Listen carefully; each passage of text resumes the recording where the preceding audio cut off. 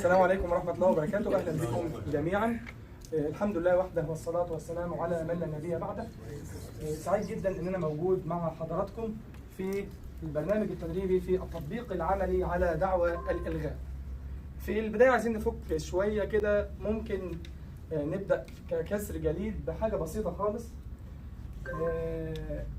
مين فيكم مصاحب باباه؟ مصاحبه قوي لدرجة ان كان بيحصل بينهم وبين بعض مواقف كوميدية.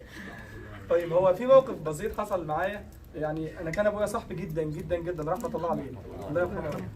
ف داخل اولى جامعة وابويا قال لي انا جاي معاك اقدم لك في الجامعة. وهو صاحبي عادي، ايه المشكلة؟ ما كنتش بتحرج من القصة دي خالص، ان ابويا يجي معايا الجامعة عادي ولا اي حاجة. هيقول لك بابا جاي معاه؟ لا ده مش بابا، ده صاحبي. تمام؟ فبالفعل يا نور بيه، كان نور بيه زميل في دفعه جامعه عين شمس، فجه معايا وركبنا من دمياط. اول ما نزلت قلت له بص بقى يا باشا، انا سامع ان في مترو هنا والدنيا تمام، انا عايز ايه؟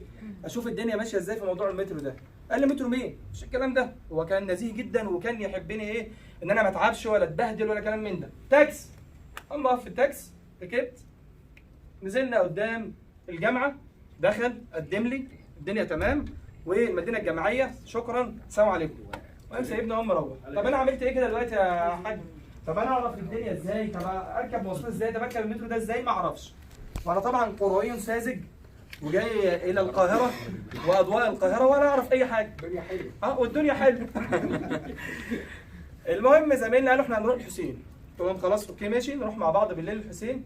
هنروح ازاي؟ هنروح بالمترو.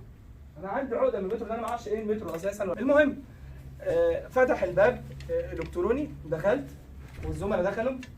المحطه اللي بعديها الباب فتح، قمت نازل.